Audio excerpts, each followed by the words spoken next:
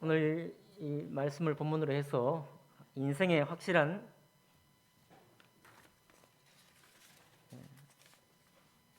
것 두 가지라는 제목으로 하나님 말씀 나누겠습니다. 영화의 한 장면이 기억이 납니다. 학창 시절 동창생들이 찍은 그런 사진들 가운데서 그 사진에 있는 사람들이 한 사람씩 사라지는 장면이었어요. 제가 언제 그 영화를 보고 야, 저 기법이 참 놀랍다. 제 기억 속에 박혀 있습니다. 세상에서 이제 살았던 사람들이 하나둘 떠나게 되는 인생을 표현한 것이죠. 그 장면만으로도 저에게 좀 이렇게 인상이 깊었지만 사실 전에는 그걸 영화로 봤는데요. 이제는 실제로 우리 주변에 익숙했던 사람들, 유명했던 사람들, 영향력을 행사하던 사람들, 가족들, 심지어 친지들, 친구들까지 주변에서 떠나게 되는 것을 확인하게 됩니다. 제가 뭐 본인상, 여러분 이런 그 표현을 별로 듣기 싫으시죠? 본인상, 뭐 부모님의 상도 그런데 저희 나이만 돼도 벌써 본인상 이런 부구가 날아오곤 합니다.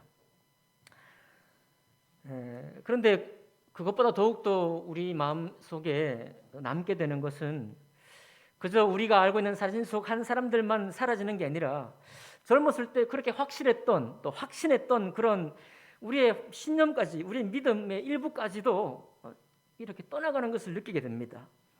한 소설가가 이렇게 말했거든요. 나이가 들수록 부분은 확실해지는데 전체 그림은 더 희미해진다라고 얘기를 했습니다. 확실한 게 그런 일들을 겪으면서 우리 밑바닥에 있는 감정들이요. 저처럼 이렇게 50이 되면 호르몬이 변하잖아요.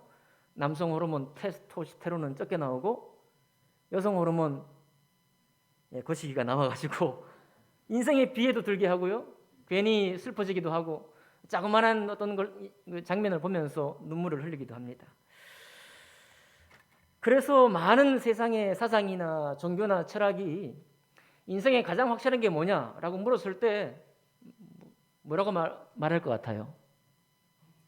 인생에 가장 확실한 것은 우리가 죽는다는 사실이다 이렇게 말합니다. 그래서 모든 종교나 대부분의 철학들이 죽음에서 시작하고 죽음을 향해서 또 그 이 사실을 이기려고 애를 씁니다. 그런데 오늘 이 말씀은 우리에게 새로운 것을 말씀해 줍니다. 여러분 인생에 확실한 것 중에 죽음이 정말 과연 확실하긴 하지만 하나님께서 우리에게 보여주시는 것은 다릅니다. 죽음이 확실한 것이 아니라 다른 것이 확실한 것입니다. 어떤 것이 확실할까요? 오늘 우리 사도행전 2장에 있는 이 본문은 오순절 예수께서 약속하신 성령이 이 땅에 임재하시는 그런 날 있었던 일에 관한 이야기입니다. 유대인들이 이스라엘을 떠나서 많은 전쟁통에 여기저기 흩어져 살았어요. 뭐 남부 유럽, 그리스, 로마 포함해가지고 터키 쪽 거기도 이제 흩어져 살고 이제 사우디아라비아 이런 데도 가고 살고 북아프리카 이런 데도 살았습니다. 근데 이 사람들이 얼마나 경건한지 때만 되면 예배드리러 오는 거예요. 오늘 오순절 성령 강림하는 날은 77절입니다. 첫 번째 수확하는 날 이제 하나님의 성전에 모여서 예배하려고 오는 사람들이에요. 그러니 여러분 그리스, 로마, 또 터키, 북부 유럽 거기서 휴가 받아서 오늘 우리식으로 따지면 휴가 받고 돈 장만해서 몇 날 며칠 길을 와서 예루살렘에 이제 있는 거예요. 온 이유가 뭡니까? 하나님의 성전에서 하나님의 약속하시고 우리에게 명하신 그 절기 지키기 위해서 나온 거예요. 그러니까 이 사람들이 보통 경건한 사람들이 아니죠. 우리만큼, 여러분만큼이요. 아멘 감사합니다. 우리만큼 경건한 사람들이에요. 저 벚꽃 놔두고 개나리꽃 놔두고 그냥 야 잠깐 있어. 나 예배할 거야. 예배 드리러 나온 여러분과 제가 경건한 만큼이나 이 사람들이 경건해요. 무엇을 향해 경건한가? 하나님의 언약을 향해 경건합니다. 하나님의 성전 예배 말씀을 향해 경건해요. 그리고 그 많은 시간 다 일일이 준비해가지고 그 7.7절 하나 지키기 위해서 나왔습니다. 얼마나 믿음이 좋은 사람들이에요. 근데 문제는 뭐냐면 이 사람들이 그렇게 하나님을 예배하고 경건한 유대인이라고 여기 사도행전 2장에 그렇게 쓰고 있어요. 아예 경건한 유대인들이 나왔다고 말하고 있습니다. 그런데 이 사람들이 무엇을 헤아리지 못했는가 하면 예수께서 약속하셔서 성령으로 오신 이 성령의 강림, 성령 강림을 통해서 많은 사람들이 각 지방 말로, 로마 말로, 터키 말로, 북아프리카 말로, 사우디아라비아 말로 복음을 전하는데 그 말이 있는 사실을 이해를 못한 거예요. 얼마나 이해를 못했습니까? 저 사람들 술 취했다. 13절에 보니까 12절 13절에 다 놀라며 당황하여 서로 이르되 이 어찌된 일이냐? 또 어떤 이들은 조롱하여 이르되 그들이 새술에 취하였다. 이런 말을 한 사람이 누구냐면 불신자가 아닙니다. 아무 하나님을 모르는 사람이 아니에요. 경건한 유대인들이에요. 경건한 유대인들이 주님의 약속하셔서 이루어진 지금 이 일, 눈앞에 목격되고 있는 이 일을 깨닫지를 못하고 있는 것입니다. 그때 베드로 사도가 일어나서 오늘 여러분과 제가 읽은 14절부터 말씀을 전하는 것입니다. 15절 보니까 때가 제3신이 너희 생각과 같이 이 사람들이 취한 것이 아니라 이 일은 어찌된 일이냐 하면 요엘서 말씀 17절부터 21절까지 말씀을 인용하면서 요엘서 선지자가 말씀하지 않았느냐? 말세에 아니 그날에 내가 내 영을 부어주리니 모든 육체에 부어줄 때 자녀는 예언할 것이고 젊은이는 환상을 볼 것이고 늙은이는 꿈을 볼 것이고 내 남종과 여종들에게 이 영을 부어주리니 그들이 다 예언할 것이다. 그때에 하늘에 많은 징조가 있을 것이나 21절입니다. 누구든지 주의 이름을 부르는 자는 구원을 받으리라. 근데 21절 사실은 여기에 바꾼 거예요. 요엘서 말씀에 보면 뭐라고 되어 있는가 하면 누구든지 여호와의 이름을 부르는 자는 구원을 받으리라 이렇게 되어 있습니다.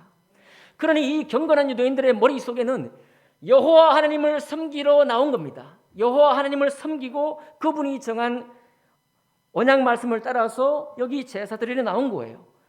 그런데도 불구하고 베드로 사도는 누구든지 여호와의 이름을 부르는 자라 말하지 않고 누구든지 주의 이름을 부르는 자는 구원을 받으리라 그렇게 말씀한 것입니다. 뿐만 아니라 23절이죠. 이제 인생에 확실한 것 두 가지 중에 첫 번째 등장합니다. 23절 같이 볼까요? 그가 하나님께서 정하신 뜻과 미리 아신 대로 내준 바 되었거늘 너희가 법 없는 자들의 손을 빌려 못 박아 죽였으나 너희가 누구죠? 경건한 유대인들입니다. 믿음 없는 사람들이 아니라 불신자가 아니라 경건한 유대인들인데 여호와 하나님을 믿겠노라고 그 먼 곳에서 여비 준비하고 휴가 받아가지고 한 달이 됐든 열흘이 됐든지 시간을 빼가지고 나온 사람들, 그 사람들이 법 없는 자, 이방인 로마 사람들의 군인들의 손을 빌려서 못 박아 죽였다고 말하고 있어요. 여러분, 모든 철학이 헤매고 있고 모든 종교가 헤매고 있는 이유가 뭔지 아십니까? 질문이 잘못되었기 때문이에요. 인생의 확실한 것 중에 가장 중요한 것은 죽음이라고 합니다. 죽음의 문제를 해결해야 된다. 아닙니다. 성경은 그렇게 말하지 않아요. 성경에서 가장 인생의 확실한 두 가지 중에 첫 번째는 뭐냐면 경건한 우리가 예수 그리스도를 죽였다 하는 것이 가장 확실한 한 가지 사실입니다.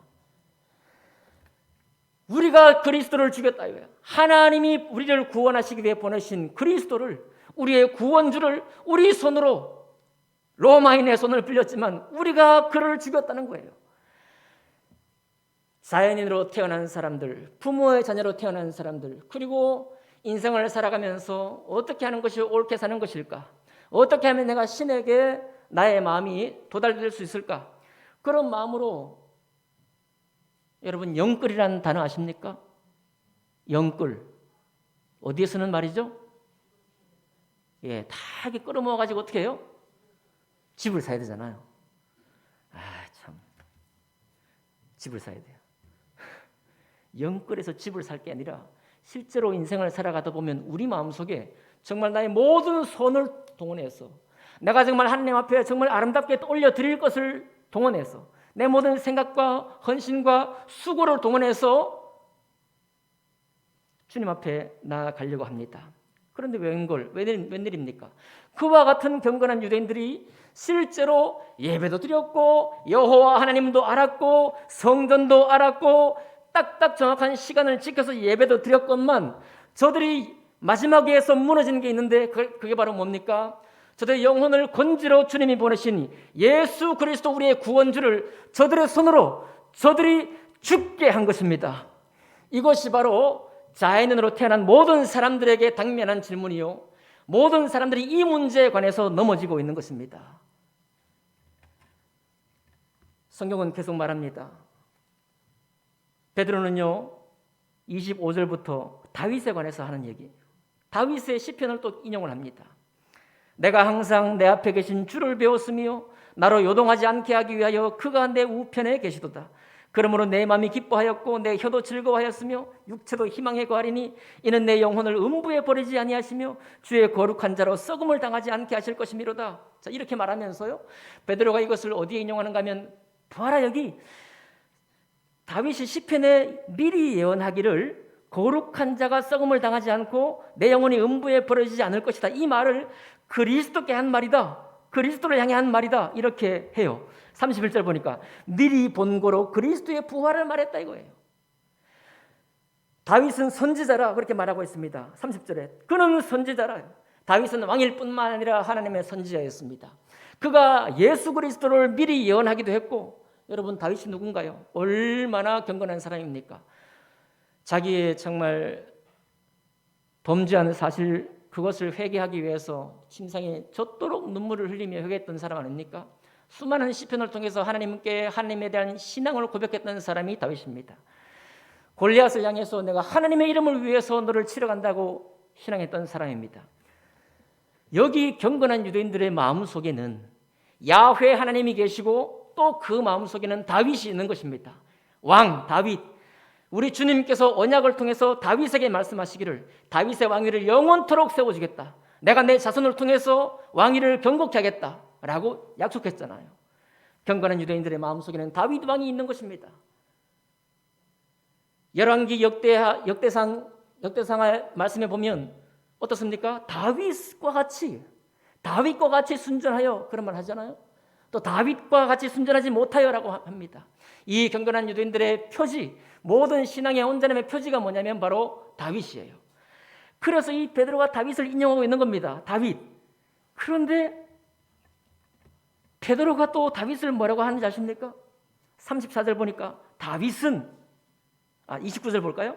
형제들아, 내가 조상 다윗에 대하여 담대히 말할 수 있노니 다윗이 죽어 장사되어 그 묘가 오늘까지 우리 중에 있도다, 그렇게 말했고, 34절 보니까 다윗은 하늘에 올라가지 못하였으나 친히 말하여 이르되, 여러분 다윗의 입을 통해서 우리 하나님을 예언했고 미리 계시했습니다. 그런데 다윗의 형편이 어떠냐? 다윗의 형편이 어떠냐? 하나님의 선지자요 놀라운 왕이었던 다윗의 형편은 뭐냐면 죽어서 장사되어서 그 묘가 오늘 우리 눈에 보인다 이거예요. 그리고 다윗은 비록 마지막 날 주님께서 오실 때 기쁨으로 영접받겠지만 현재로는 어디에 올라가지 못해요? 하늘에 올라가지 못했다는 겁니다. 경건한 유대인들 심령 안에 있던 성전, 구약의 계시의 말씀, 다윗 왕, 성전 예배, 이 모든 것이 확실했는데 결국은 저 경건한 유대인들 마음속에 무엇을 베드로가 말하는가 하면 다윗이 위대했으나, 다윗이 선지자였으나, 다윗의 눈으로 예수 그리스도를 미리 예언했으나 다윗은 죽었도다 이거예요. 죽었도다. 여러분, 베드로는 이 사실을 야훼 하나님을 섬기러 모인 사람들에게 선포하고 있는 것입니다. 36절에 뭐라고 했나요? 그런즉 이스라엘 온 집은 확실히 알지니. 여러분과 저도 확실히 알아야 합니다. 그렇죠? 확실히 알지니 뭘 알아야 돼요? 너희가 십자가에 못 박은 이 예수를, 경건한 우리의 심령으로 십자가에 못 박은 예수를 기억하라는 겁니다. 우리가 그를, 구원의 주를, 우리의 구주를 십자가에 죽였다는 거예요. 많은 철학과 종교는요, 죽음의 문제, 죽음을 이길 수 없다. 죽음에서 시작해서 그것을 해결하려고 합니다. 여러분, 앞에서 제도 말씀드렸지만 제 친구도 최근에 이제 운명을 달리했습니다. 마음에 비애감이 들어요. 신앙생활 하면서 정말 내가 주님을 섬기고 주님과 함께 동행하고 있는데 삶이 자꾸만 신앙을 삼키려고 하더라고요. 인생이, 아까 호르몬도 바뀌었죠? 이제 동창생들도 만나고 싶죠? 세상을 둘러보면 많은 인생을 살았던 수많은 사람들의 노래, 그들의 고백들이 어느새 나의 고백이 되어 있더라고요. 약간의 슬픔이, 옛날에 우리 구원받기 전에도 슬픈 노래는 우리 마음을 파고들지 않습니까? 지금도 세월이 갈수록 슬픈 노래가 우리 마음에 파고드는 것을 보게 됩니다. 제가 페이스북에 이렇게 글을 쓴 적이 있습니다. 2년 전에.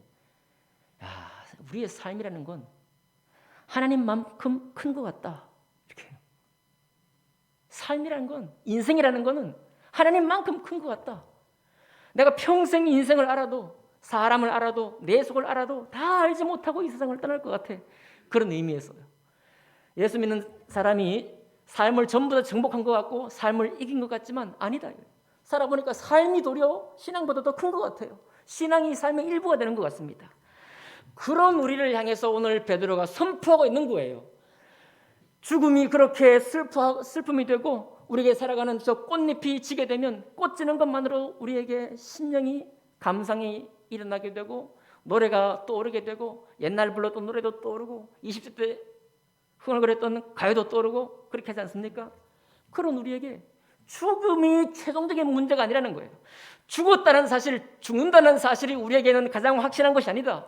가장 확실한 것은 무엇인가 하면 그렇게 주님을 섬기려고 했던 우리 손이 곧 우리를 건지러 오신 주님을 죽인 사실이야말로 이 온 땅의 가장 확실한 사실이다라고 베드로 사도가 선포하고 있는 것입니다. 경건한 유대인들이 깜짝 놀란 거예요. 지금 이 경건한 유대인들은 하나님 보실 때 잘하고 있는 것입니다. 잘하고 있잖아요. 그렇죠? 예배 딱딱 드리죠. 그 먼 데서 예비 준비해서 7절 하나 섬기러 왔죠. 그리고 성전이 생명처럼 성전을 소중하게 생각하는 사람들이죠. 하나님의 언약 레위기의 말씀을 딱 지켜가지고 신명기 출애굽기 말씀을 지켜가지고 이 절기를 지키러 왔잖아요. 칭찬받아도 마땅한 사람들입니다. 오히려. 그런데 당신들도 얼마가 있으면 곧 죽음을 맞이하게 될 것이다. 우리가 더 열심히 신앙하자. 이렇게 말해도 좋을 것 같은데 그 사람들을 면전에 대고 뭐라고 하는가 하면 너희가 예수 그리스도를 죽였다는 사실보다 더 확실한 사실은 없다라고 선포한 것입니다. 그 말 듣고 이 사람들의 마음이 찔려버린 거예요. 37절입니다. 그들이 이 말을 듣고 마음에 찔려 베드로와 다른 사도에게 물어 이르되 형제들아 우리가 어찌 알고 내가 다 잘하였는데 우리가 어찌 해야 되느냐 도대체. 나는 여호와 하나님도 알고 하나님의 이름을 부르는 사람은 구원을 받으리라고 하는 요엘 말씀도 아는데 나는 도대체 어떻게 해야 되느냐 말이에요. 하나님이 보내신 그 독생자를 우리를 위해서 보내신 독생자를 우리가 죽였으니 어떻게 하느냐 말입니다. 여러분 그러니까 모든 철학이 가고 사상이 가고 종교가 가는 바가 이렇게 질문이 잘못되어 있는 것입니다. 죽음을 향해 가는 삶, 죽음을 가장 확실한 것처럼 생각하는 인생은요, 거기서 복음으로 돌아올 길이 없습니다. 오직 복음으로 돌아올 유일한 방편이 뭐냐면 이 경건한 심령이 예수 나의 주님을 죽였다라는 이 확실한 사실에서 우리가 깨어져야 하는 것입니다. 오늘 화장실에 가보니까 교회들마다 화장실에 다 글귀가 있잖아요. 우리 교회도 글귀가 남자 화장실, 여자 화장실이 있습니다. 대부분 축복의 글귀를 써놔요. 그죠? 근데 우리 역시 종암성 침례교회 그 아들로 인하여 속량 곧 죄사함을 얻었도다 이렇게 적혀 있더라고요. 죄송해요. 남자 화장실에. 여자 화장실에 제가 못 들어가 봤습니다. 죄사함을 입었도다. 세상에 화장실에 기분 좋으라고 좋은 말씀 얼마나 많습니까? 잠언 말씀도 있고 우리 격려하는 말씀도 많이 있는데 역시 종암성서 침례교회 속량 곧 죄사함을 입었도다. 골로새서 말씀 고향에 온 듯한 느낌이 들었습니다. 이 사실이 우리 마음속에 깨달아져야 합니다. 내가 어떤 손을 연꿀처럼 모아서 내가 얼마나 주님 앞에 잘 살고자 하는 바를 다 끌어모은다 할지라도 육체로는 이 자연인으로는 도무지 하나님과 함께 화목할 수가 없고 도리어 주님을 대적하고 하나님의 원수가 되고 예수 그리스도를 죽음의 자리에 내모는 사람이 될 수밖에 없다는 사실, 이 사실을 우리 심령이 직면해야 되는 것입니다. 그럴 때 주님께서 왜 그렇게 거듭나라 하셨는지 이해가 되는 거예요. 여러분, 거듭남이 없이는 우리의 모든 수고와 선을 다 동원하여도 그렇게 해서 아름다운 건축도 하고 성전도 세우고 하나님의 언약 말씀을 섬길 수 있지만은 그 밑바탕, 모든 신앙의 뿌리, 우리를 모두 지지해 줄 수 있는 유일한 근거, 그 받침이 되는 그 부분의 사실에 이르러서는 우리가 망하게 되는 것입니다. 거듭나야 합니다, 여러분. 나의 선으로 거듭나는 것이 아니라 내가 죽인 예수 때문에 내가 거듭나야 되는 거. 어찌할꼬 나는 내가 예수를 죽일 수밖에 없는 사람이라면 내가 어찌할꼬 하나님의 보내신 종을 죽일 수밖에 없는 존재라면 나는 어찌해야 되는가? 방법이 있나요? 많은 공부를 하면 그것이 해결될까요? 신앙적으로 열심을 내면 정말 이 부분에서 자유를 얻을 수 있을까요? 아닙니다. 그 부분을 해결하지 않으면 세월이 갈수록 삶이 신앙을 삼키기 시작합니다. 기억하시기 바라요. 삶이 더 위대해집니다. 자녀를 키우고 자녀와 맺게 되는 수많은 이야기들, 수많은 스토리를 생생한 스토리가 내 펌에 있습니다. 내 경험 속에 들어와요. 세상을 살아가면서 전에 알지 못했던 놀라운 지식과 또 깨달음들이 우리 주변에 둥둥 떠다닙니다. 이것이 신앙을 삼키기 시작하는 거예요. 왜 그런가요? 거듭나지 않으면, 주님께로부터 거듭난 역사가 없으면 도대체 삶이 신앙을 삼키는 것을 막지를 못하는 것입니다. 나는 깨닫는 것입니다. 그렇지, 내가 예수 그리스도를 대한 바로 그런 본질상 진노의 자녀이구나 라는 것을 깨달을 때만이 내가 정말 전심으로 주님께 돌아가야 되겠구나, 내가 정말 주님 앞에 거듭나야 되겠구나, 그런 사실이 고백이 되는 것입니다. 이것이 모든 인생의 확실한 첫 번째 사실입니다. 아멘이십니까? 두 번째 확실한 사실은 무엇입니까? 너희가 십자가에 못 박은 이 예수를 하나님이 주와 그리스도가 되게 하셨느니라. 베드로는 처음에 예수를 주라 말하지 않았습니다. 이 설교하면서 첫 번째는 나사렛 예수라고 말했어요. 나사렛 예수, 인간 예수, 나사렛 지역에서 태어난 선지자 예수, 수많은 좋은 가르침으로 또 수많은 때로는 기적으로 여기 제자들과 세상에 역사했던 바로 그 나사렛 예수, 나사렛 예수. 그런데 여기 여러분이 짧은 구절에요, 하나님께서 예수를 7번이 반복돼요. 24절에 하나님께서 그를 사망의 고통에서 풀어 살리셨으니,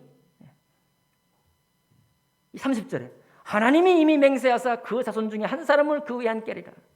32절 이 예수를 하나님이 살리신지라.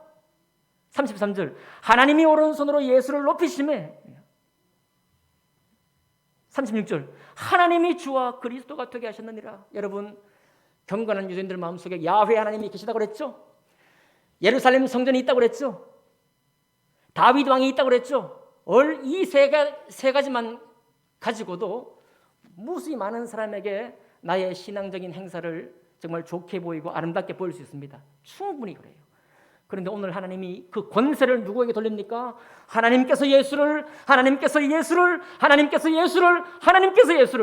곧 하나님께 나오는 사람은 예수 그리스도를 통하지 않고는, 예수 그리스도 앞에 스스로가 무너지지 않고는 결단코 나에게 나올 수 없느니라. 그 말씀을 선언하고 있는 것입니다. 그런즉 이스라엘 온 집은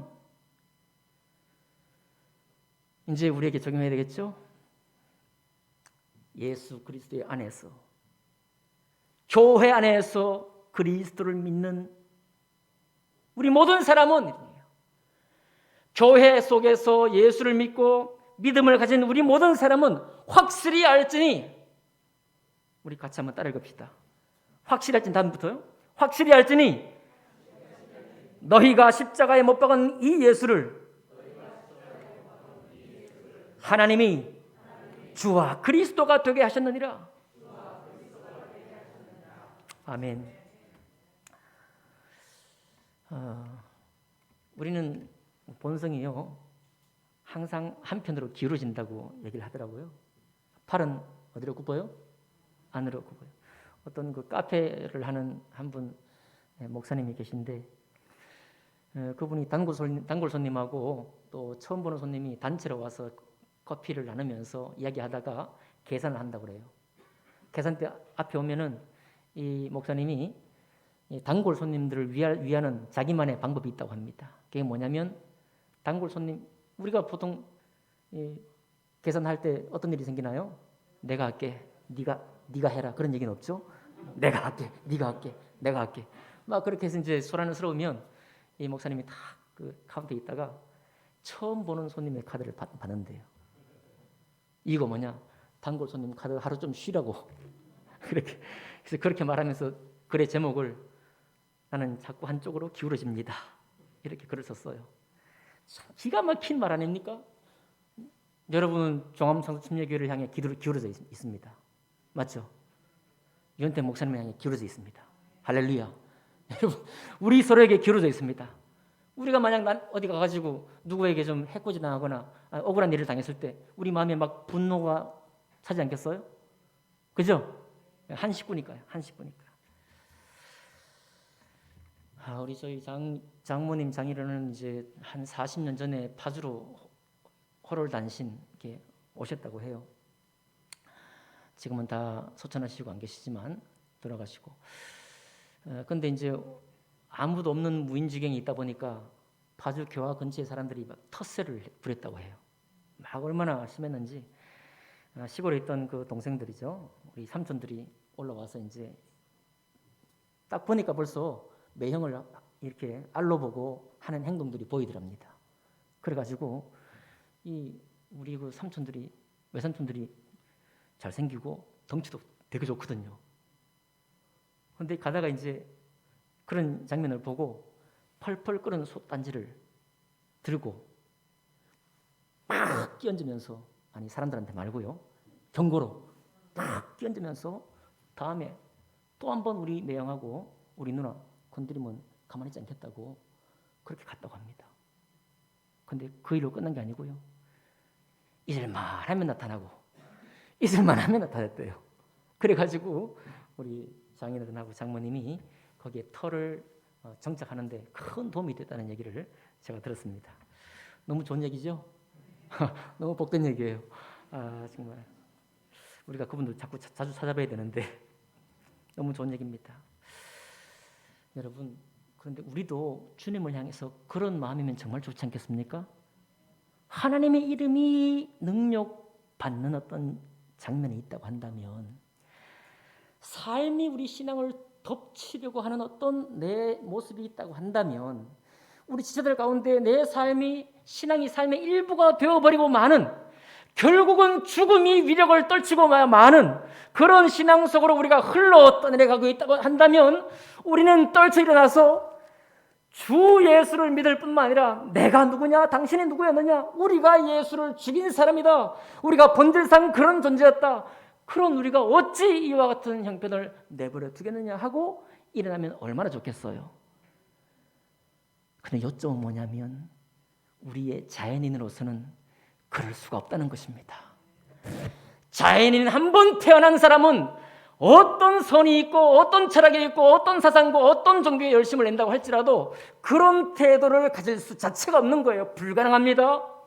오직 누구만 가능해요? 내가 바로 그런 사람이었다는 것을 고백하고 거듭나야 한다는 말을 깨달은 사람, 그리고 내 삶의 전 양심을 통해서 주님께로 나는 죽고 주님과 더불어 주님의 부활하심과 같이 내가 부활했다는 사실을 믿는 사람, 이제 나는 불의의 병기로 드리는 사람이 아니라 의의 병기로 드리는 사람이라고 고백하는 바로 그 사람, 그 사람이야말로 하나님 앞에 갔을 때도 담대히 들어갈 수 있을 뿐만 아니라 삶이 우리를 우겨 살 때도, 비록 우리는 연약하기 때문에 좌로도 좀 치우쳤다가 우로도 좀 치우쳤다가 하긴 합니다. 그러나 다시금 주님 자리에 돌아올 수 있는 것입니다. 어찌 코로나19가 그 이전과 그 이후의 삶을 바꾼다고 우리가 말해야 될까요? 그런 점이 없잖아 있지만 삶 속에서는. 그러나 신앙은요, 이미 결단난 것입니다. 거듭나서 새롭게 예수 안에서, 예수를 통해서 하나님을 바라본 사람, 내가 정말 모든 영끌을 다 영끌해서 다 모아가지고 주님께 올려드리려고 해도 결국은 예수 죽이는 존재로 내가 태어났다는 사실을 참으로 고백한 그 사람이야말로 주님 앞에 변함없이 신실한 신앙을 살아가게 될 것입니다. 많은 혼란이 우리 주변에 있습니다.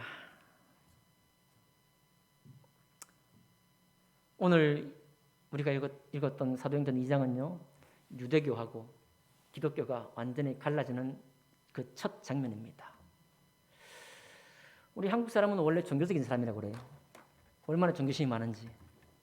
아마 이 본문이 여러분과 제 마음속에 늘 고백하는 이야기지만 정말 사실화 된다고 한다면 우리 한국 사람의 종교적인 심상하고 내가 하나님 앞에 어떻게 대한 사람인지를 아는 사람하고 확실히 갈라서게 만드는 그런 본문입니다.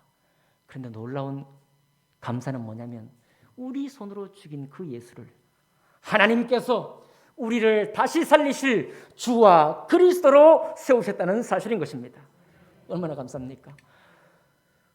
이 봄꽃, 봄의 제전이 있는데 그냥 봄나들이 가서 이 향연만을 즐길 수도 있습니다. 그러나 거듭난 자가 바라보는 봄의 향연은 다릅니다. 그렇죠?